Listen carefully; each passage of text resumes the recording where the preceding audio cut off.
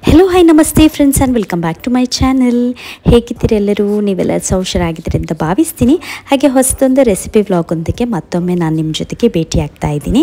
ಇವತ್ತು ಫ್ರೆಂಡ್ಸ್ ನಾನು for the first time ನನ್ನ ಚಾನಲಲ್ಲಿ ನಾನಿವತ್ತು ನಾನ್ ವೆಜ್ ಮೆನುವನ್ನು ನಿಮ್ಮ ಜೊತೆಗೆ ಶೇರ್ ಮಾಡ್ಕೊಳ್ಳಿಕ್ಕಿದ್ದೀನಿ. ಇನ್ನೇನು ಕ್ರಿಸ್ಮಸ್ ಆಗಿರ್ಬೋದು ಅಥವಾ ನ್ಯೂ ಇಯರ್ ಆಗಿರ್ಬೋದು ಹತ್ತಿರ ಬಂತು, ಅದರ ಒಂದು ಹಬ್ಬದ ಬಾಡೂಟದ ತಯಾರಿಯಾಗಿ ನಾನು ಇವತ್ತಿನ ಈ ಒಂದು ನನ್ನ ರೆಸಿಪಿ ವ್ಲಾಗಲ್ಲಿ ಈ ನಮ್ಮ ಬಾಡೂಟದ ಒಂದು ರೆಸಿಪೀಸನ್ನು ನಾನು ನಿಮ್ಮ ಜೊತೆಗೆ ಶೇರ್ ಮಾಡ್ಕೊಳ್ಳಿಕ್ಕಿದ್ದೀನಿ. ಹಾಗಾದರೆ ಬನ್ನಿ ಫ್ರೆಂಡ್ಸ್, ಇವತ್ತಿನ ಈ ರೆಸಿಪೀಸಲ್ಲಿ ಸಿಂಪಲ್ ಆಗಿರುವಂತಹ ಹಾಗೆಯೇ ತುಂಬ ಡೆಲಿಷಿಯಸ್ ಆಗಿರುವಂತಹ ಮಟನ್ ರೆಸಿಪಿಯನ್ನು ನಾವಿವತ್ತು ಮಾಡ್ಕೊಂಡಿದ್ದೀವಿ. ಅದನ್ನು ಯಾವ ರೀತಿ ಮಾಡೋದು ಅಂತ ಹೇಳಿ ನಾನಿವಾಗ ನಿಮ್ಮ ಜೊತೆಗೆ ಈಸಿ ವೇಯಲ್ಲಿ ಹೇಳಲಿಕ್ಕಿದ್ದೀನಿ. ನಾವಿವತ್ತು ತೊಗೊಂಡಿದ್ದೀವಿ 3 kgಯಷ್ಟು ಮಟನನ್ನು. ಮೊದಲಿಗೆ ನಾನು ಮಟನನ್ನು ಬೇಯಿಸ್ಲಿಕ್ಕೆ ಇಡ್ತಾ ಇದ್ದೀನಿ. ಇಲ್ಲಿ ನಾನು ಒಂದು ಕುಕ್ಕರನ್ನು ತೊಗೊಂಡಿದ್ದೀನಿ. ಅದಕ್ಕೆ ನಾನು 2 ರಿಂದ 3 ಚಮಚದಷ್ಟು ತುಪ್ಪ ತೊಗೊಂಡಿದ್ದೀನಿ. ಮೊದಲಿಗೆ ನಾನು ಇಲ್ಲಿ ಹಾಕ್ಕೊಳ್ತಾ ಇದ್ದೀನಿ ಒಂದು ದೊಡ್ಡ ಗಾತ್ರದ ಈರುಳ್ಳಿಯನ್ನು ನಾನು ಪೂರ ಚಾಪ್ ಮಾಡಿಬಿಟ್ಟು ಈ ರೀತಿ ಫ್ರೈ ಮಾಡ್ಕೊಳ್ತಾ ಇದ್ದೀನಿ. 1-2 ನಿಮಿಷ ಫ್ರೈ ಮಾಡಿ ಆದ ನಂತರ ನಾವು ಈ ಮಟನ್ ಏನು ಕಟ್ ಮಾಡಿ ಇಟ್ಟಿದ್ದೀವಿ ನೋಡಿ, ಅದನ್ನು ಇದಕ್ಕೆ ಆ್ಯಡ್ ಮಾಡಿದರೆ ಆಯಿತು. ನಾನು ಆಲ್ರೆಡಿ ಹೇಳಿರೋ ಪ್ರಕಾರ ಇವತ್ತು ನಾವು ತೊಗೊಂಡಿದ್ದೀವಿ 3 kgಯಷ್ಟು ಮಟನ್. ನಮಗೆ ಗ್ರೇವಿಗೆ ಯಾವ ರೀತಿ ಸೈಜ್ ಬೇಕು ನೋಡಿ ಆ ರೀತಿ ನಾವು ಕಟ್ ಮಾಡಿ ಚೆಂದ ಮಾಡಿ ವಾಶ್ ಮಾಡಿಬಿಟ್ಟು ಇಲ್ಲಿ ನಾನು ರೆಡಿ ಮಾಡಿ ಇಟ್ಕೊಂಡಿದ್ದೀನಿ. ಇವಾಗ ನಾನು ಇದನ್ನು ಆ್ಯಡ್ ಮಾಡ್ಕೊಳ್ತಾ ಇದ್ದೀನಿ ಕುಕ್ಕರಿಗೆ. ಸೊ ಇಲ್ಲಿ ನಾನು ಕುಕ್ಕರಲ್ಲಿ ಬೇಯಿಸಬೇಕಾದ್ರೆ ಕೇವಲ ಆ್ಯಡ್ ಮಾಡಿದ್ದೀನಿ ನೀರುಳ್ಳಿ ಮಾತ್ರ, ತುಪ್ಪದ ಜೊತೆಗೆ ಸ್ವಲ್ಪ ಹೊತ್ತು ಫ್ರೈ ಮಾಡಿಬಿಟ್ಟು. ನಂತರ ನಾವಿಲ್ಲಿ ಆ್ಯಡ್ ಮಾಡ್ತಾ ಇದ್ದೀವಿ 1 ಚಮಚದಷ್ಟು ಹಳದಿ ಹುಡಿ.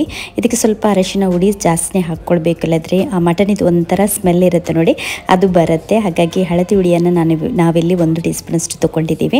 ನಂತರ ಇಲ್ಲಿ ಆ್ಯಡ್ ಮಾಡಿದ್ದೀವಿ ಸ್ವಲ್ಪ ಕಲ್ಲುಪ್ಪು. ಅದಾದ ನಂತರ ಚೆನ್ನಾಗಿ ಇದನ್ನು ನಾವು ಸ್ವಲ್ಪ ಹೊತ್ತು ಅಂತ ಹೇಳಿದರೆ 1-2 ನಿಮಿಷ ಆದರೂ ಇದನ್ನು ಇದೇ ರೀತಿ ಫ್ರೈ ಮಾಡ್ಕೊಂಡ್ಬಿಟ್ಟು ನಂತರ ನಾವು ಆ್ಯಡ್ ಮಾಡ್ತಾ ಇದ್ದೀವಿ. ಇಲ್ಲಿ ಈ ಗ್ರೇವಿಗೆ ನಾವು ಆಲ್ರೆಡಿ ತೆಗೆದಿಟ್ಟಿರುವಂತಹ ತೆಳು ಆಗಿರುವಂತಹ ತೆಂಗಿನಕಾಯಿಯ ಹಾಲನ್ನು ನಾವಿಲ್ಲಿ ಆ್ಯಡ್ ಮಾಡ್ಕೊಳ್ತಾ ಇದ್ದೀವಿ. ನೀರಿನ ಬದಲು ನಾವು ಇದನ್ನೇ ಸೇರಿಸ್ಕೊಳ್ತಾ ಇದ್ದೀವಿ. ನಿಮಗೆ ಬೇಕಾದರೆ ನೀವು ನೀರನ್ನು ಕೂಡ ಸೇರಿಸ್ಕೊಳ್ಬೋದು. ಹಾಗೆ ನಾವಿಲ್ಲಿ 2 ರಿಂದ 3 ಗ್ಲಾಸಷ್ಟು ಈ ತೆಂಗಿನ ಹಾಲನ್ನು ಹಾಕ್ಕೊಳ್ತಾ ಇದ್ದೀವಿ. ಇದು ತೆಳುವಾಗಿರುವಂಥ ತೆಂಗಿನ ಹಾಲು. ದಪ್ಪ ಹಾಲು ನಮಗೆ ಗ್ರೇವಿಯನ್ನು ನಾವು ಹದ ಮಾಡುವಂಥ ಸಮಯದಲ್ಲಿ ಲಾಸ್ಟಿಗೆ ಹಾಕಲಿಕ್ಕಿರುತ್ತೆ. ಹಾಗಾಗಿ ಇಲ್ಲಿ ತೆಳು ಹಾಲನ್ನು ಹಾಕಿಬಿಟ್ಟು ನಾವು ಇಲ್ಲಿ 6 ವಿಸಿಲನ್ನು ಈ ಒಂದು ಮಟನಿಗೆ ನಾವು ತೆಗೆದಿದ್ದೀವಿ. ಚೆನ್ನಾಗಿ ಬೇಯಬೇಕು ಮಟನ್, ಅವಕ್ಕೆ ಮಾತ್ರ ಅದರದ್ದು ಎಕ್ಸಾಕ್ಟ್ ಆಗಿರುವಂಥ ರುಚಿ ಏನಿದೆ ನೋಡಿ ಅದು ನಮಗೆ ಸಿಗುತ್ತೆ. ಸೊ ಹಾಗಾಗಿ ನೀವು ಸಹ ಯಾವ ರೀತಿ ಮಟನನ್ನು ತೊಗೊಂಡು ಬರ್ತೀರಿ ನೋಡಿ ಅದರ ಮೇಲೆ ಡಿಪೆಂಡ್ ಆಗಿ ವಿಸಿಲನ್ನು ತೆಗೀರಿ. ಚೆನ್ನಾಗಿ ಬೇಯ್ದರೆ ಒಳ್ಳೆ ಟೇಸ್ಟಿಯಾಗಿರುತ್ತೆ, ಹಾಗೆಯೇ ಒಳ್ಳೆಯದಾಗುತ್ತೆ ತಿನ್ನಲಿಕ್ಕೆ ಕೂಡ. ಇಲ್ಲಿ ಇವಾಗ ಈಸಿಯಾಗಿರುವಂತಹ ಮಟನಿದು ಮಸಾಲವನ್ನು ತೆಗಿಲಿಕ್ಕೆ ನಾವೆಲ್ಲ ಇಂಗ್ರೀಡಿಯೆಂಟ್ಸನ್ನು ರೆಡಿ ಮಾಡಿ ಇಟ್ಕೊಂಡಿದ್ದೀವಿ. ಸೊ ಇದನ್ನು ನಾನು ಒಂದೊಂದಾಗಿ ಇವಾಗ ಡ್ರೈ ರೋಸ್ಟನ್ನು ಮಾಡ್ಕೊಳ್ತೀನಿ. ಯಾವುದೇ ರೀತಿಯಾಗಿರುವಂಥ ಎಣ್ಣೆ ಅಥವಾ ತುಪ್ಪವನ್ನು ನಾವು ಹಾಕ್ಕೊಳ್ತಾ ಇಲ್ಲ. ಇದನ್ನು ಫ್ರೈ ಮಾಡ್ತಾ ಇರಬೇಕಾದ್ರೆ ಡೈರೆಕ್ಟಾಗಿ ಈ ರೀತಿ ಡ್ರೈ ರೋಸ್ಟನ್ನು ಮಾಡ್ಕೊಳ್ತಾ ಇದ್ದೀವಿ. ಇದಕ್ಕೆ ನಾನಿಲ್ಲಿ ತೊಗೊಂಡಿದ್ದೀನಿ 24ರಷ್ಟು ಉದ್ದ ಬ್ಯಾಡಗೆ ಮೆಣಸನ್ನು. ಗಿಡ್ಡ ಬ್ಯಾಡಗೆ ಮೆಣಸನ್ನು ನಾವು ತೊಗೊಂಡಿಲ್ಲ, ಉದ್ದ ಬ್ಯಾಡಗೆ ಮೆಣಸನ್ನು ನಾವು ಇಲ್ಲಿ ತೊಗೊಂಡಿದ್ದೀವಿ. ಉದ್ದ ಬ್ಯಾಡಗೆ ಮೆಣಸನ್ನು 1-2 ನಿಮಿಷ ಇದೇ ರೀತಿ ಡ್ರೈ ರೋಸ್ಟ್ ಮಾಡ್ಕೊಳ್ಬೇಕು. ಅದಾದ ನಂತರ ನಾವಿಲ್ಲಿ ತಗೊಳ್ತಾ ಇದ್ದೀವಿ 3 ಟೇಬಲ್ ಸ್ಪೂನಷ್ಟು ಕೊತ್ತಂಬರಿ ಕಾಳನ್ನು. ಇದನ್ನು ಸಹ ನಾವು ಡ್ರೈ ರೋಸ್ಟೇ ಮಾಡ್ಕೊಳ್ತಾ ಇದ್ದೀವಿ. ಇದರದ್ದು ಲೈಟಾಗಿ ಪರಿಮಳ ಬರಲಿಕ್ಕೆ ಸ್ಟಾರ್ಟ್ ಆಗಿದೆ, ಅಲ್ಲಿ ತನಕ ಡ್ರೈ ರೋಸ್ಟ್ ಮಾಡಿದರೆ ಸಾಕು.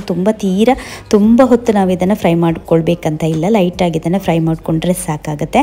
ಒಮ್ಮೆ ಕೊತ್ತಂಬರಿ ಕಾಳನ್ನು ಫ್ರೈ ಮಾಡಿ ಆದ ನಂತರ ನಾವಿಲ್ಲಿ ಆ್ಯಡ್ ಮಾಡ್ಕೊಳ್ತಾ ಇದ್ದೀವಿ 6 ಟೀ ಸ್ಪೂನಷ್ಟು ಜೀರಿಗೆ, ಹಾಗೆ 1.5 ಚಮಚದಷ್ಟು ಸೋಂಪು ಕಾಳನ್ನು ಒಟ್ಟಿಗೆ ನಾನಿಲ್ಲಿ ಡ್ರೈ ರೋಸ್ಟ್ ಮಾಡ್ಕೊಳ್ತಾ ಇದ್ದೀನಿ. ಹಾಗೆ ನೀವು ಬೇಕಾದರೆ ಸಪ್ರೇಟಾಗಿ ಸಹ ಮಾಡ್ಕೊಳ್ಬೋದು. ನಾವಿಲ್ಲಿ ಒಟ್ಟಿಗೆ ಸೇರಿಸ್ಕೊಂಡು ಇಲ್ಲಿ ಡ್ರೈ ರೋಸ್ಟನ್ನು ಮಾಡ್ಕೊಳ್ತಾ ಇದ್ದೀವಿ. ಹಾಗೆಯೇ ಎಲ್ಲ ಏನು ಇಂಗ್ರೀಡಿಯೆಂಟ್ಸ್ ಇದೆ ನೋಡಿ ಅದನ್ನು ಸಹ ನೀವು ಒಟ್ಟಿಗೆ ಡ್ರೈ ರೋಸ್ಟ್ ಮಾಡ್ಕೊಳ್ಬೋದು. ಆದರೆ ನಾವು ಕೆಲವೊಂದು ಇಂಗ್ರೀಡಿಯೆಂಟ್ಸನ್ನು ಸಪ್ರೇಟಾಗಿ ಡ್ರೈ ರೋಸ್ಟ್ ಮಾಡಿದ್ದೀವಿ. ಹಾಗೆ ಸ್ವಲ್ಪ ಹೊತ್ತು ಈ ಜೀರಿಗೆ ಮತ್ತು ಸೋಂಪು ಕಾಳನ್ನು ಡ್ರೈ ರೋಸ್ಟ್ ಮಾಡಿ ಆದ ನಂತರ ನಾವಿಲ್ಲಿ ತಗೊಳ್ತಾ ಇದ್ದೀವಿ 1 ಟೇಬಲ್ ಸ್ಪೂನಷ್ಟು ಕಾಳು ಮೆಣಸು. ಇದನ್ನು ಸಹ ಇದೇ ರೀತಿ ಡ್ರೈ ರೋಸ್ಟ್ ಮಾಡ್ಕೊಳ್ಬೇಕು ಸ್ವಲ್ಪ ಹೊತ್ತು. ಒಮ್ಮೆ ಕಾಳು ಮೆಣಸನ್ನು ಸ್ವಲ್ಪ ಹೊತ್ತು ಡ್ರೈ ರೋಸ್ಟ್ ಮಾಡಿ ಆದ ನಂತರ ನಾವಿಲ್ಲಿ ಒಟ್ಟಿಗೆ ಡ್ರೈ ರೋಸ್ಟ್ ಮಾಡ್ಕೊಳ್ತಾ ಇದ್ದೀವಿ 1/4 ಚಮಚದಷ್ಟು ಸಾಸಿವೆ ಹಾಗೂ 1.5 ಚಮಚದಷ್ಟು ಅಂತ ಹೇಳಿದ್ರೆ ಟೀ ಸ್ಪೂನಷ್ಟು ಗಸಗಸೆಯನ್ನು ಇಲ್ಲಿ ಒಟ್ಟಿಗೆ ಡ್ರೈ ರೋಸ್ಟನ್ನು ಮಾಡ್ಕೊಳ್ತಾ ಇದ್ದೀವಿ. ಇದನ್ನು ಸಹ ಸ್ವಲ್ಪ ಹೊತ್ತು ಡ್ರೈ ರೋಸ್ಟ್ ಮಾಡ್ಕೊಳ್ಬೇಕು. ಒಮ್ಮೆ ನಾವು ಈ ಗಸಗಸೆ ಹಾಗೂ ಏನು ಈ ಸಾಸಿವೆಯನ್ನು ಡ್ರೈ ರೋಸ್ಟ್ ಮಾಡಿ ಆದ ನಂತರ ನಾನಿಲ್ಲಿ ಡ್ರೈ ರೋಸ್ಟ್ ಮಾಡ್ಕೊಳ್ತಾ ಇದ್ದೀವಿ 3 ಸಣ್ಣ ತುಂಡು ಚಕ್ಕೆ, ಹಾಗೆಯೇ 12 ಲವಂಗ, ಹಾಗೆಯೇ 6ರಷ್ಟು ಏಲಕ್ಕಿ, ನಂತರ 6 ತುಂಡು ಸ್ಟಾರನ್ನು ಸಹ ಇಲ್ಲಿ ಫ್ರೈ ಮಾಡ್ಕೊಳ್ತಾ ಇದ್ದೀವಿ. ನೀವು ಎಷ್ಟು kg ಮಟನನ್ನು ತೊಗೊಳ್ತೀವಿ ನೋಡಿ ಅದರ ಮೇಲೆ ಡಿಪೆಂಡ್ ಆಗಿ ನೀವು ಮಸಾಲವನ್ನು ತೆಗೀರಿ. ನಂತರ ಇಲ್ಲಿ ನಾನು 1 ಟೇಬಲ್ ಸ್ಪೂನಷ್ಟು ತುಪ್ಪದಲ್ಲಿ 10ರಷ್ಟು ಗೋಡಂಬಿಯನ್ನು ಈ ರೀತಿ ನಾವು ಫ್ರೈ ಮಾಡ್ಕೊಳ್ತಾ ಇದ್ದೀವಿ. ಗೋಡಂಬಿ ಹಾಕೋದ್ರಿಂದ ಗ್ರೇವಿಗೆ ತುಂಬ ಒಳ್ಳೆ ಟೇಸ್ಟ್ ಬರುತ್ತೆ, ಹಾಗೆಯೇ ಗ್ರೇವಿ ಸ್ವಲ್ಪ ದಪ್ಪ ಆಗಿ ಸಹ ಬರುತ್ತೆ. ಹಾಗೆ ಒಂದು ಡಿಫ್ರೆಂಟ್ ಟೇಸ್ಟ್ ಕೊಡಲಿಕ್ಕೆ ನಾವು ಈ ಗೋಡಂಬಿಯನ್ನು ಹಾಕುವಂಥದ್ದು ತುಂಬಾ ಟೇಸ್ಟಿಯಾಗಿ ಆಗುತ್ತೆ. ಹಾಗೆಯೇ ಈ ಗೋಡಂಬಿಯನ್ನು ಸ್ವಲ್ಪ ಹೊತ್ತು ತುಪ್ಪದಲ್ಲಿ ಫ್ರೈ ಮಾಡ್ಕೊಳ್ತಾ ಇದ್ದೀವಿ. ಒಮ್ಮೆ ಗೋಡಂಬಿಯನ್ನು ನಾವು ತುಪ್ಪದಲ್ಲಿ ಫ್ರೈ ಮಾಡಿ ಆದ ನಂತರ ನಾವಿಲ್ಲಿ ಆ್ಯಡ್ ಮಾಡ್ತಾ ಇದ್ದೀವಿ. ಒಮ್ಮೆ ಎಲ್ಲ ಮಸಾಲವನ್ನು ನಾವು ರೋಸ್ಟ್ ಮಾಡಿ ಆದ ನಂತರ ಇಲ್ಲಿ ನಾವು ಅದೇ ತುಪ್ಪದಲ್ಲಿ ಇಲ್ಲಿ ಆ್ಯಡ್ ಮಾಡ್ತಾ ಇದ್ದೀವಿ 6ರಷ್ಟು ಈರುಳ್ಳಿಯನ್ನು ಸಪೂರ ಚಾಪ್ ಮಾಡಿಬಿಟ್ಟು, ಹಾಗೆಯೇ ಅದಕ್ಕೇ ನಾವು 18ರಷ್ಟು ಬೆಳ್ಳುಳ್ಳಿ ಎಸಳನ್ನು ಸೇರಿಸ್ಕೊಂಡು ಇದನ್ನು ಸ್ವಲ್ಪ ಹೊತ್ತು ತುಪ್ಪದಲ್ಲಿ ಫ್ರೈ ಮಾಡಬೇಕು. ಇದು ಸ್ವಲ್ಪ ಬಾಡುವ ತನಕ ನಾವು ಇದನ್ನು ಫ್ರೈ ಮಾಡ್ಕೊಳ್ಬೇಕಾಗುತ್ತೆ. ಇದರ ಹಸಿ ಸ್ಮೆಲ್ ಏನಿದೆ ನೋಡಿ ಅದೆಲ್ಲ ಹೋಗಬೇಕು. ಇದನ್ನು ನಾವು ಸ್ವಲ್ಪ ಹೊತ್ತು ಬಾಡಿಸಿ ಆದ ನಂತರ ನಾವು ಇದನ್ನು ಗ್ರೈಂಡ್ ಮಾಡುವಂಥ ಸಮಯದಲ್ಲಿ ಮಸಾಲಕ್ಕೆ ಹಾಕ್ಕೊಳ್ತೀವಿ. ಅದಕ್ಕೋಸ್ಕರ ಇದು ಸ್ವಲ್ಪ ಹಸಿ ಸ್ಮೆಲ್ಲನ್ನು ಬಿಡಬೇಕಾಗುತ್ತೆ. ಒಮ್ಮೆ ನೀರುಳ್ಳಿ ಮತ್ತು ಬೆಳ್ಳುಳ್ಳಿಯನ್ನು ಫ್ರೈ ಮಾಡಿ ಆದ ನಂತರ ನಾವಿಲ್ಲಿ ಅದೇ ಒಂದು ಬಾಣಲಿಗೆ ನಾವಿಲ್ಲಿ ಹಾಕ್ಕೊಳ್ತಾ ಇದ್ದೀವಿ 1 ಇಡೀ ತೆಂಗಿನಕಾಯಿಯ ತುರಿಯನ್ನು ನಾವಿವತ್ತು ರೆಡಿ ಮಾಡಿ ಇಟ್ಟಿದ್ವಿ. ಅದನ್ನು ನಾವು ಈ ಒಂದು ಮಸಾಲಕ್ಕೆ 3 kg ಏನು ಮಟನ್ ಇದೆ ನೋಡಿ ಅದಕ್ಕೆ ಸೇರಿಸ್ಕೊಳ್ತಾ ಇದ್ದೀವಿ. 1 ಇಡೀ ತೆಂಗಿನಕಾಯಿಯ ತುರಿ ಹಾಗೂ ಅದಕ್ಕೆ ನಾವಲ್ಲಿ ಹಾಕ್ಕೊಳ್ತೀವಿ 1 ಟೇಬಲ್ ಸ್ಪೂನಷ್ಟು ಹಳದಿ ಹುಡಿಯನ್ನು ಸೇರಿಸ್ಕೊಂಡ್ಬಿಟ್ಟು ನಾವಿದು ಎರಡನ್ನು ಸಹ ಒಟ್ಟಿಗೆ ಇಲ್ಲಿ ಫ್ರೈ ಮಾಡ್ಕೊಳ್ತಾ ಇದ್ದೀವಿ. ಸ್ವಲ್ಪ ಹೊತ್ತು ಇದನ್ನು ನಾವು ರೋಸ್ಟ್ ಮಾಡ್ಕೊಳ್ತೀವಿ. ಇದರ ಜೊತೆಗೆ ಒಂದು ನಿಂಬೆ ಹಣ್ಣಿನ ಗಾತ್ರದ ಹುಳಿಯನ್ನು ಸಹ ಹಾಕಿ ನಾವು ಒಟ್ಟಿಗೆ ಮಸಾಲವನ್ನು ಕಡಿಲಿಕ್ಕೆ ಹಾಕುವಂಥದ್ದು. ಈ ಮಸಾಲೆ ಏನಿದೆ ನೋಡಿ ಇದನ್ನು ನಾವು ಗ್ರೈಂಡರಲ್ಲಿ ಕಡಿಲಿಕ್ಕೆ ಹಾಕ್ಕೊಳ್ತಾ ಇದ್ದೀವಿ. ಹಾಗಾಗಿ ಇದು ತುಂಬಾನೇ ಫೈನ್ ಆಗಿ ಕಡ್ದು ಬಂದಿದ್ದು ನೋಡ್ಬೋದು. ಯಾವಾಗಲೂ ನಾವು ಮಟನ್ ಆಗಿರ್ಬೋದು ಅಥವಾ ನಾನ್ ವೆಜ್ ಅನ್ನು ಗ್ರೈಂಡರಲ್ಲಿ ಹಾಕಿದರೆ ತುಂಬ ಫೈನ್ ಆಗಿ ನಮಗೆ ಬರುತ್ತೆ, ಆವಾಗಲೇ ನಮಗೆ ಗ್ರೇವಿಗೆ ಟೇಸ್ಟ್ ಬರುವಂಥದ್ದು. ಸೊ ಇಲ್ಲಿ ಫೈನ್ ಆಗಿ ಕಡ್ದು ನಾವು ಮಸಾಲವನ್ನು ಇವಾಗ ಯಾವ ಪಾತ್ರೆಯಲ್ಲಿ ನಾವು ಅಡುಗೆಯನ್ನು ಮಾಡ್ತಾ ಇದ್ದೀವಿ ನೋಡಿ ಗ್ರೇವಿಯನ್ನು ಅದಕ್ಕೆ ನಾವಿಲ್ಲಿ ಹಾಕ್ಕೊಳ್ತಾ ಇದ್ದೀವಿ. ಇದಾದ ನಂತರ ನಾವಿಲ್ಲಿ ಆ್ಯಡ್ ಮಾಡ್ಕೊಳ್ತಾ ಇದ್ದೀವಿ ಈ ಏನು ನಾವು ಮಟನನ್ನು ಬೇಯಿಸಿದ್ದಂಥ ಸೂಪ್ ಏನಿದೆ ನೋಡಿ ಅದನ್ನು ನಾವಿಲ್ಲಿ ಹಾಕ್ಕೊಳ್ತಾ ಇದ್ದೀವಿ. ಇದಕ್ಕೇನೆ ನಂತರ ನಾವಿಲ್ಲಿ ಗ್ರೇವಿಯನ್ನು ಹದ ಮಾಡ್ಕೊಳ್ಬೇಕು. ನಮಗೆ ಅಂದರೆ ತುಂಬ ದಪ್ಪ ಅಥವಾ ತುಂಬ ತೆಳು ಸಹ ಆಗಿರಬಾರ್ದು ಗ್ರೇವಿ. ಹಾಗೆಯೇ ಈ ಒಂದು ಮಟನ್ ಗ್ರೇವಿ ಎಲ್ಲ ತುಂಬ ತೆಳುವಾಗಿ ಸಹ ಮಾಡೋದಿಲ್ಲ, ಹಾಗೆಂದೇಳಿ ತುಂಬ ದಪ್ಪ ಸಹ ಮಾಡೋದಿಲ್ಲ. ನಮಗೆ ಕರೆಕ್ಟಾಗಿ ಇದರ ಹದ ಸಿಗಬೇಕು. ಹಾಗಾಗಿ ನಾವು ಈ ಗ್ರೈಂಡರನ್ನು ತೊಳೆದಿರುವಂತಹ ನೀರೇನಿದೆ ನೋಡಿ ಅದನ್ನು ಸಹ ಸೇರಿಸ್ಕೊಳ್ತಾ ಇದ್ದೀವಿ. ಹಾಗೆಯೇ ಮಟನಿದ್ದು ಸೂಪನ್ನು ಸಹ ಮೊದಲಿಗೆ ಸೇರಿಸ್ಕೊಳ್ತಾ ಇದ್ದೀವಿ. ಯಾಕಂತ ಹೇಳಿದರೆ ನಮಗೆ ಕೊನೆಗೆ ನಾವು ದಪ್ಪ ಹಾಲನ್ನು ಹಾಕಿ ನಾವು ಹದ ಮಾಡುವಂಥದ್ದು. ಅದಕ್ಕೋಸ್ಕರ ಅದಕ್ಕಿಂತ ಮುಂಚೆ ನಾವು ನೀರನ್ನು ಕೇವಲ ಸೇರಿಸೋದಕ್ಕಿಂತ ಮಟನಿದ್ದು ಸೂಪ್ ಏನಿದೆ ನೋಡಿ ಅದು ಹಾಗೆಯೇ ನಾವು ಗ್ರೈಂಡರನ್ನು ತೊಳೆದಿರುವಂಥ ಮಸಾಲದ ನೀರೇನಿದೆ ನೋಡಿ ಅದನ್ನೆಲ್ಲ ಹಾಕಿ ನಾವು ಮೊದಲಿಗೆ ಹದ ಮಾಡ್ಕೊಳ್ಬೇಕು. ಅದಾದ ನಂತರ ನಾವು ಈ ಗ್ರೇವಿಗೆ ಸ್ವಲ್ಪ ರುಚಿಗೆ ಎಷ್ಟು ಬೇಕು ನೋಡಿ ಅಷ್ಟು ಉಪ್ಪನ್ನು ಸೇರಿಸ್ಕೊಳ್ತೀವಿ. ಯಾಕಂತ ಹೇಳಿದ್ರೆ ನಾವು ಮಟನನ್ನು ಬೇಯಿಸ್ಲಿಕ್ಕೆ ಇಡುವಂಥ ಸಮಯದಲ್ಲಿ ಉಪ್ಪನ್ನು ಹಾಕಿದ್ದೀವಿ. ಹಾಗಾಗಿ ನಮಗೆ ಗ್ರೇವಿಗೆ ಟೇಸ್ಟ್ ಬರಲಿಕ್ಕೋಸ್ಕರ ನಾವು ಇವಾಗ ಗ್ರೇವಿಗೆ ಉಪ್ಪನ್ನು ಸ್ವಲ್ಪ ಸೇರಿಸ್ಕೊಳ್ತಾ ಇದ್ದೀವಿ. ಉಪ್ಪನ್ನು ಚೆನ್ನಾಗಿ ಗ್ರೇವಿಗೆ ಮಿಕ್ಸ್ ಮಾಡಿಬಿಟ್ಟು ಒಂದೊಳ್ಳೆ ಕುದಿ ಬರಲಿಕ್ಕೆ ಇಡಬೇಕು. ಒಂದೊಳ್ಳೆ ಕುದಿ ಬಂದಾದ ನಂತರ ನಾವು ಏನು ಈ ಮಟನನ್ನು ಬೇಯಿಸಿ ಇಟ್ಟಿದ್ದೀವಿ ನೋಡಿ ಅದನ್ನು ನಾವು ಇದಕ್ಕೆ ಒಂದೊಂದಾಗಿ ಆ್ಯಡ್ ಮಾಡ್ಕೊಳ್ಬೇಕು. ಎಲ್ಲ ಮಟನನ್ನು ಆ್ಯಡ್ ಮಾಡಿ ಹಾಕಿ ಒಳ್ಳೆ ಕುದಿ ಬರಲಿಕ್ಕೆ ಮತ್ತೊಮ್ಮೆ ಇಡಬೇಕು. ಇವಾಗ ನೀವು ಉಪ್ಪನ್ನು ಎಲ್ಲ ಟೇಸ್ಟ್ ಮಾಡ್ಕೊಳ್ಳಿ, ನಿಮಗೆ ಅದ ಎಷ್ಟು ಬೇಕು ನೋಡಿ ಅಷ್ಟು ಉಪ್ಪನ್ನು ನೀವು ಬೇಕಾದರೆ ಕಡಿಮೆ ಇದ್ದರೆ ಇಲ್ಲಿ ಇವಾಗ ನೀವು ಹಾಕ್ಕೊಂಡು ಅದ ಮಾಡ್ಕೊಳ್ಬೋದು. ಒಮ್ಮೆ ನಾವು ಮಟನನ್ನು ಹಾಕಿ ಆದ ನಂತರ ಒಳ್ಳೆ ಕುದಿ ಬಂದಾದ ನಂತರ ನಾವು ಕೊನೆಗೆ ಏನು ಈ ದಪ್ಪ ತೆಂಗಿನ ಹಾಲನ್ನು ರೆಡಿ ಮಾಡಿ ಇಟ್ಟಿದ್ದೀವಿ ನೋಡಿ ಅದನ್ನು ಸಹ ಸೇರಿಸ್ಕೊಂಡ್ರೆ ಆಯಿತು. ಇವಾಗ ಇಲ್ಲಿ ಒಳ್ಳೆ ಕುದಿ ಬರ್ತಾ ಇದೆ ನೋಡ್ಬೋದು. ಈ ಟೈಮಲ್ಲಿ ನಾವು ತೆಗೆದಿಟ್ಟಿರುವಂಥ ಈ ದಪ್ಪ ಹಾಲು ಏನಿದೆ ನೋಡಿ ಅದನ್ನು ಆ್ಯಡ್ ಮಾಡ್ತಾ ಹೋದರೆ ಆಯಿತು. ಇವಾಗ ನೋಡಿ ನಮ್ಮದು ಗ್ರೇವಿ ಏನಿದೆ ನೋಡಿ ಅದರದ್ದು ಟೇಸ್ಟೇನೇ ಇಲ್ಲಿ ಚೇಂಜ್ ಆಗಿಬಿಡುತ್ತೆ. ಹಾಗೆಯೇ ತುಂಬಾ ಒಂದು ಡಿಲಿಷಿಯಸ್ ಆಗಿರುವಂಥ ಮಟನ್ ಗ್ರೇವಿ ಏನಿದೆ ನೋಡಿ ರೆಡ್ ಕಲರ್ ಇತ್ತು ಇಲ್ಲಿ ರೆಡಿ ಆಗುತ್ತೆ. ಇದನ್ನು ನೀವು ಇಡ್ಲಿ ಜೊತೆಗೆ ತೆಗೊಳ್ಬೋದು ಅಥವಾ ನೀವು ಶೇವಿಗೆ ಆಗಿರ್ಬೋದು ಹಾಗೆಯೇ ದೋಸೆ ಯಾವುದಕ್ಕೆ ಸಹ ಇದು ಹೊಂದುತ್ತೆ. ತುಂಬಾ ಟೇಸ್ಟಿಯಾಗಿ ಆಗುತ್ತೆ. ಯಾವುದೇ ಒಂದು ಹಬ್ಬದ ಬಾಡೂಟಾಗಿದ್ದು ಸೂಪರ್ ಆಗಿರುವಂಥ ಒಂದು ಗ್ರೇವಿ ಅಂತಲೇ ಹೇಳ್ಬೋದು. ಹಾಗೆ ತುಂಬ ಈಸಿ ಕೂಡ ಮಾಡಲಿಕ್ಕೆ. ಸೊ ಇಲ್ಲಿ ಈ ಸಮಯದಲ್ಲಿ ಒಳ್ಳೆ ಕುದಿ ಬಂದಾದ ನಂತರ ನಾವು ಒಮ್ಮೆ ತೆಂಗಿನ ಹಾಲನ್ನು ಹಾಕಿ ಆದ ನಂತರ ನಿಮಗೆ ಬೇಕಾದರೆ ನೀವು ಕೊತ್ತಂಬರಿ ಸೊಪ್ಪನ್ನು ಇಲ್ಲಿ ಗಾರ್ನಿಷಿಗೆ ಅಂತೇಳಿ ಆ್ಯಡ್ ಮಾಡ್ಕೊಳ್ಬೋದು. ಅಥವಾ ನೀವು ಈ ನೀರುಳ್ಳಿ ಏನಿದೆ ನೋಡಿ ಅದನ್ನು ಸಹ ತುಪ್ಪದ ಜೊತೆಗೆ ಫ್ರೈ ಮಾಡಿಬಿಟ್ಟು ಇದಕ್ಕೆ ಹಾಕ್ಕೊಳ್ಬೋದು. ಆವಾಗಲೂ ಸಹ ನಿಮ್ಮದು ಗ್ರೇವಿ ತುಂಬಾ ಟೇಸ್ಟಿಯಾಗಿ ಆಗುತ್ತೆ. ನಾವಿಲ್ಲಿ ಏನನ್ನು ಸಹ ಆ್ಯಡ್ ಮಾಡ್ಕೊಳ್ತಾ ಇಲ್ಲ. ಹಾಗಾಗಿ ನಾವಿವತ್ತು ಇದಕ್ಕೆ ಪೊಟ್ಯಾಟೊ ಅಂತ ಹೇಳಿದರೆ ಈ ಬಟಾಟೆ ಏನಿದೆ ನೋಡಿ ಅದನ್ನು ನಾವು ಬೇಯಿಸಿಟ್ಟಿದ್ವಿ ಅದನ್ನು ಡೈರೆಕ್ಟಾಗಿ ಆ್ಯಡ್ ಮಾಡಿಬಿಟ್ಟು ಒಂದು ಒಳ್ಳೆ ಕುದಿಯನ್ನು ಕೊಡ್ತಾ ಇದ್ದೀವಿ. ಇಷ್ಟೇ ನಾವು ಮಾಡಿರುವಂಥ ಇದಕ್ಕೆ ನಾವು ಗಾರ್ನಿಷಿಗೆ ಆಗಿರ್ಬೋದು ಯಾವುದೇ ರೀತಿಯಾದಂಥ ಕೊತ್ತಂಬರಿ ಸೊಪ್ಪನ್ನೆಲ್ಲ ಆ್ಯಡ್ ಮಾಡಲಿಲ್ಲ ಅಥವಾ ನಾವು ಯಾವುದೇ ರೀತಿಯಾದ ಒಗ್ಗರಣೆ ಸಹ ಕೊಡಲಿಲ್ಲ. ಸಿಂಪಲಾಗಿ ಮಾಡಿದ್ದೀವಿ. ನಿಮಗೆ ಬೇಕಾದರೆ ನೀವು ಅದನ್ನು ಆ್ಯಡ್ ಮಾಡ್ಬೋದು ಅಥವಾ ಒಗ್ಗರಣೆ ಸಹ ಕೊಡ್ಬೋದು. ಎರಡೂ ಸಹ ತುಂಬಾ ಟೇಸ್ಟಿಯಾಗಿ ಆಗುತ್ತೆ. ಸೊ ಈಸಿಯಾಗಿರುವಂಥ ಮಟನ್ ಗ್ರೇವಿ ಏನಿದೆ ನೋಡಿ ಅದು ಇವಾಗ ರೆಡಿ ಆಗಿದೆ. ನಂತರ ನಾವಿವತ್ತು ಹೊರಗಡೆ ಒಲೆಯಲ್ಲೇ ಮಾಡಿದ್ವಿ ಪೋರ್ಕ್ ರೆಸಿಪಿಯನ್ನು. ಸೊ ಇದನ್ನು ನಾವು ಬಫಾತೆ ಮಾಡಿದ್ದೀವಿ ಇವತ್ತು ಸಿಂಪಲ್ ಆಗಿ. ಇದರ ರೆಸಿಪಿಯನ್ನು ಆಲ್ರೆಡಿ ನಾವು ಶೇರ್ ಮಾಡಿದ್ದೀವಿ ನಮ್ಮ ಚಾನಲಲ್ಲಿ. ಸೊ ಅದರ ಒಂದು ರೆಸಿಪಿದ್ದು ಲಿಂಕ್ ಏನಿದೆ ನೋಡಿ, ಅದನ್ನು ಡಿಸ್ಕ್ರಿಪ್ಷನಲ್ಲಿ ಹಾಕಿಟ್ಟಿರ್ತೀನಿ. ನಿಮಗೆ ಒಂದು ವೇಳೆ ನೀವು ಅದನ್ನು ನೋಡಲಿಲ್ಲ ಅಂತ ಹೇಳಿದರೆ ನೀವು ಅಲ್ಲಿ ಚೆಕ್ ಮಾಡ್ಕೊಳ್ಬೋದು. ಕಂಪ್ಲೀಟ್ ಆಗಿರೋ ಡೀಟೇಲ್ ಆಗಿರುವಂಥ ರೆಸಿಪಿ ಲಿಂಕನ್ನು ನಾನು ಅಲ್ಲಿ ಹಾಕ್ಕೊಳ್ತೀನಿ. ಸೊ ಸಿಂಪಲ್ ಆಗಿರುವಂಥ ನಾವು ಬಫಾತನ್ನು ಮಾಡಿದ್ವಿ, ತುಂಬಾ ಚೆನ್ನಾಗಿ ಬಂದಿತ್ತು ಈ ರೆಸಿಪಿ ಅಂತೂ. ಹಾಗೆ ಇಲ್ಲಿ ಹೊರಗಡೆ ನಮ್ಮದು ಒಲೆಯಲ್ಲಿ ಪೋರ್ಕ್ ರೆಸಿಪಿ ರೆಡಿ ಆಗ್ತಾ ಇರಬೇಕಾದ್ರೆ ನಾನು ಒಳಗಡೆ ಇಲ್ಲಿ ದಾಳನ್ನು ಸಿಂಪಲ್ ಆಗಿರುವಂಥ ದಾಳನ್ನು ರೆಡಿ ಮಾಡ್ಕೊಂಡಿದ್ದೇನೆ. ಯಾವ ರೀತಿ ಮಾಡ್ಕೊಂಡಿದ್ದೇನೆ ಅಂತೇಳಿ ಇವಾಗ ಶೇರ್ ಮಾಡ್ಕೊಳ್ತಾ ಇದ್ದೀನಿ. ನಾನಿವತ್ತು ದಾಳನ್ನು ಕುಕ್ಕರಲ್ಲೇ ಮಾಡ್ಕೊಳ್ತಾ ಇದ್ದೀನಿ. ಇದಕ್ಕೆ ನಾನು 2 ಕಪ್ಪಷ್ಟು ತೊಗರಿಬೇಳೆಯನ್ನು ನೆನೆಲಿಕ್ಕೆ ಇಟ್ಟಿದ್ದೆ, ಅದನ್ನು ಆ್ಯಡ್ ಮಾಡ್ತಾ ಇದ್ದೀನಿ. ಹಾಗೆಯೇ ಇಲ್ಲಿ 3ರಷ್ಟು ಟೊಮೆಟೊವನ್ನು ಆ್ಯಡ್ ಮಾಡಿದ್ದೀನಿ. ನಂತರ ಒಂದು ದೊಡ್ಡ ಸೈಜ್ ನೀರುಳ್ಳಿಯನ್ನು ಸಪೂರ ಚಾಪ್ ಮಾಡಿಬಿಟ್ಟು ಆ್ಯಡ್ ಮಾಡಿದ್ದೀನಿ. ಹಾಗೆಯೇ 2ರಷ್ಟು ನಾನು ಹಸಿಮೆಣಸು, ಹಾಗೆಯೇ ಒಂದು 6ರಿಂದ 7ರಷ್ಟು ಇಲ್ಲಿ ಬೆಳ್ಳುಳ್ಳಿ ಹೆಸಳನ್ನು ಜಜ್ಜಿ ತೊಗೊಂಡಿದ್ದೀನಿ. ನಂತರ ಒಂದು ಸಣ್ಣ ತುಂಡು ಶುಂಠಿಯನ್ನು ಸಹ ಇದಕ್ಕೇ ಸೇರಿಸಿಕೊಂಡು ನಾನು ಇವಾಗ ಒಂದು ವಿಸಿಲನ್ನು ಇದಕ್ಕೆ ತೆಗೊಳ್ತೀನಿ, ಸ್ವಲ್ಪ ನೀರನ್ನು ಹಾಕಿಬಿಟ್ಟು. ಸೊ ಇದಕ್ಕೆ ನಾನು ಕೊತ್ತಂಬರಿ ಸೊಪ್ಪನ್ನು ಸಹ ಆ್ಯಡ್ ಮಾಡಿದ್ದೀನಿ. ಸೊ ಕೊತ್ತಂಬರಿ ಸೊಪ್ಪು ಒಳ್ಳೆ ಫ್ಲೇವರ್ ಕೊಡುತ್ತೆ.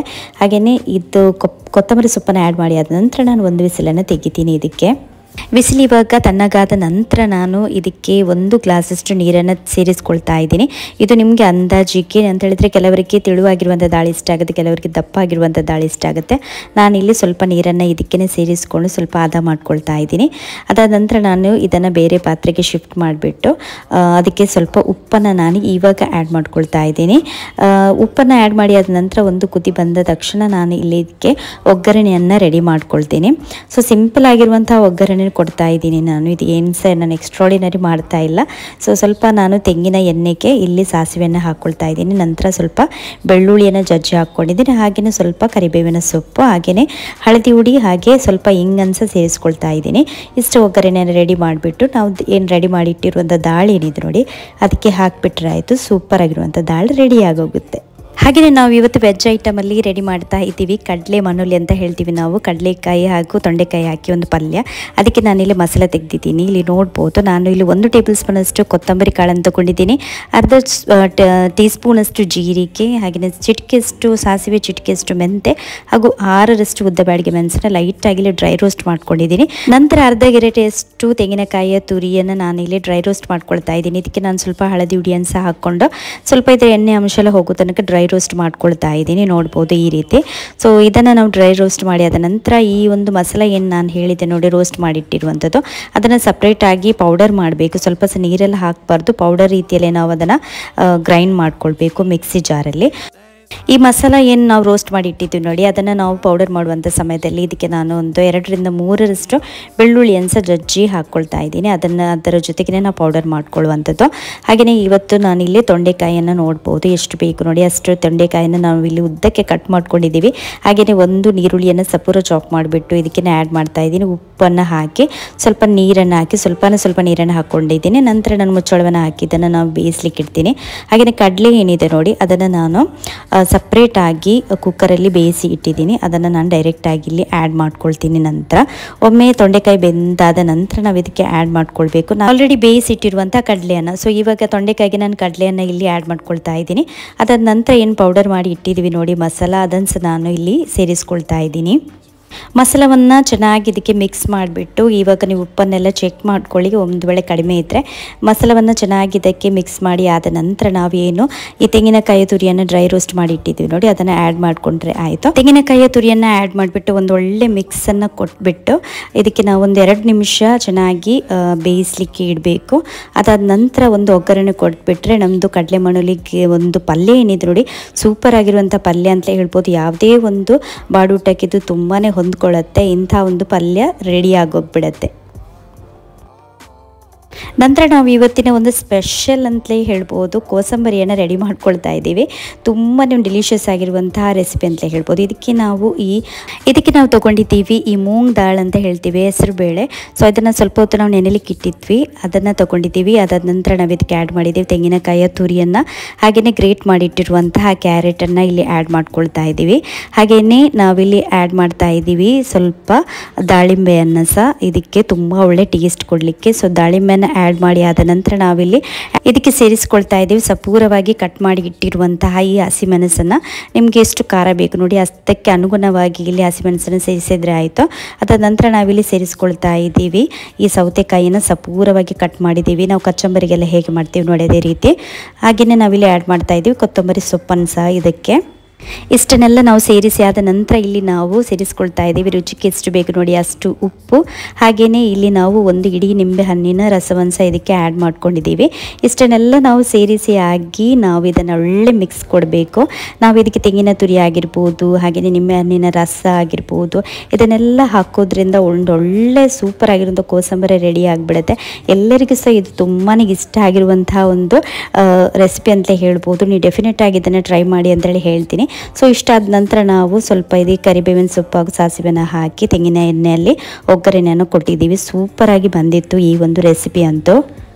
ನೋಡ್ಬೋದು ಫ್ರೆಂಡ್ಸ್, ತುಂಬಾ ಈಸಿಯಾಗಿರುವಂತಹ ರೆಸಿಪಿ ಅಂತಲೇ ಹೇಳ್ಬೋದು. ಹಾಗೆಯೇ ತುಂಬಾ ಒಂದು ಟೇಸ್ಟಿಯಾಗಿ ಆಗುತ್ತೆ. ಇದನ್ನು ಡೆಫಿನೆಟ್ಲಿ ನೀವು ಟ್ರೈ ಮಾಡಿ ಅಂತೇಳಿ ಹೇಳ್ತೀನಿ. ಸೊ ಫ್ರೆಂಡ್ಸ್, ಇದೇ ಆಗಿತ್ತು ನಮ್ಮ ಹಬ್ಬದ ಬಾಡೂಟದ ರೆಸಿಪೀಸ್. ತುಂಬಾ ಟೇಸ್ಟಿಯಾಗಿ ಆಗುತ್ತೆ ಹಾಗೂ ಈಸಿ ವೇಯಲ್ಲಿ ಮಾಡ್ಕೊಳ್ಬೋದು. ಸೊ ಇವತ್ತಿನ ಈಗೆಲ್ಲ ರೆಸಿಪೀಸ್ ನಿಮಗೆ ಇಷ್ಟ ಆಗಿರ್ಬೋದು ಅಂತ ಭಾವಿಸ್ತೀನಿ. ಒಂದು ವೇಳೆ ಇಷ್ಟವಾದರೆ ಡೆಫಿನೆಟ್ಲಿ ಟ್ರೈ ಮಾಡಿ. ಹಾಗೆ ನಿಮ್ಮ ಏನಾದರೂ ರಿವ್ಯೂಸ್ ಇದ್ದರೆ ನಮಗೆ ಕಾಮೆಂಟಲ್ಲಿ ತಿಳಿಸಿ ಅಂತ ಹೇಳ್ತಾ ಈ ಒಂದು ರೆಸಿಪಿ ಬ್ಲಾಗನ್ನು ಇಲ್ಲಿ ಎಂಡ್ ಮಾಡ್ತಾ ಇದ್ದೀನಿ. So thank you so much for watching. ಹಾಗೆಯೇ ಎಲ್ಲರಿಗೂ ಸಹ ನಾನು ನಮ್ಮ ಬಾಲಯೇಸು ಸ್ವಾಮಿಯ ಹುಟ್ಟುಹಬ್ಬದ ಒಂದು ವಿಶಸ್ಸನ್ನು ತಿಳಿಸ್ಲಿಕ್ಕೆ ಇಷ್ಟಪಡ್ತೀನಿ. Merry Christmas every one.